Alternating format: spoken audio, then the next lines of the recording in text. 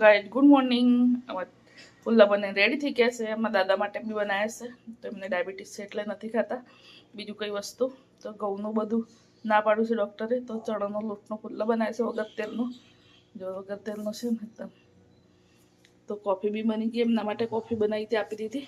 ચા બી બની ગઈ છે. હવે ડામોર સાહેબ આવશે તો એમને બી આપી દઈએ. તો હું પહેલાં કરી દઉં છું. ડામોર સાહેબ આવવાની વાર છે.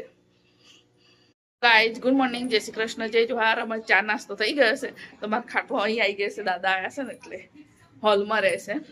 તો હું ચા નાસ્તો થઈ ગયો બધાને. તો હું નહીં તૈયાર થઈ ગયું છું.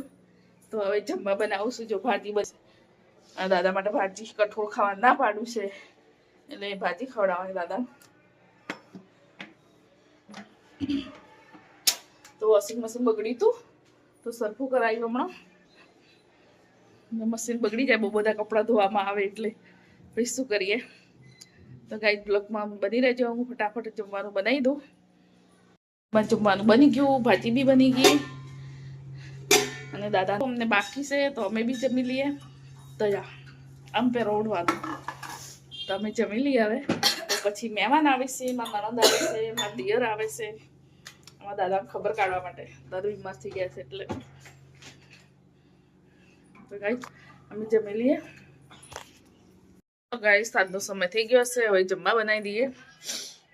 તો અમારા દાદા દવા પીવાની એટલે વહેલા બનાવી દેવું પડે. તો હું ફટાફટ બનાવી દઉં. તો તબિયત બગડી ગઈ છે. ઉધરસ થઈ ગઈ છે. મને અહીંયા ગળામાં દુખે, સુરબીને ઉધરસ થઈ ગઈ, આર્યનને થઈ ગઈ. તો મને થોડી ગરમ પાણી પીવું એટલે તો ગળામાં બહુ જ દુખે છે. બોર ખાઈ ગઈ હતી ને એટલે થયું છે મને. તો છે ને હવે સરગવો તો આમાં દાદા છે એટલે વહેલા બનાવી દેવું પડે. આમ તો મોટું બનાવીએ. દાદાને દવા લેવી પડે. અને દાદાને ડાયાબિટીસ છે, બીજું કંઈ નથી અમારા દાદા. જમવા બનાવી દઉં ફટાફટ. તો સરગવો થોડું બાફી દઉં. બાફીને પછી વઘારી દઉં. ફટાફટ રોટલી બનાવી દઉં. દાદાને કઠોળે ખાવા ના પડે. શું ખાવું તું દાદા મને. દાદામાં હોલમાં બેઠા છે એટલે અહીંયા કોઈ નથી રસોડામાં એટલે દુપટ્ટો નથી. દવા આપી દઈએ. શાક તો બની ગયું, લોટ બી બાંધી દો. તો પહેલાં દાદાને દવા પીવડાવી દઈએ. તો ઇન્જેક્શન બી આપવાની છે ડાયાબિટીસ. તો હું આપું છું ઇન્જેક્શન. મારા પપ્પા છે, આમાં ફઈ છે અને પાછળમાં કાકી છે.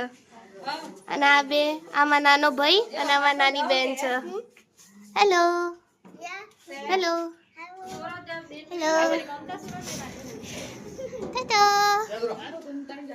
ગાય જવાર મહેમાન આવ્યા હતા, જતા રહ્યા. તો એ લોકો તો જમીને આવ્યા હતા. 6 વાગે નીકળ્યા હતા ગામડેથી. જમીને આવ્યા હતા બિલોડાથી. બિલોડા રહી છે તો અમે હવે જમી લઈએ.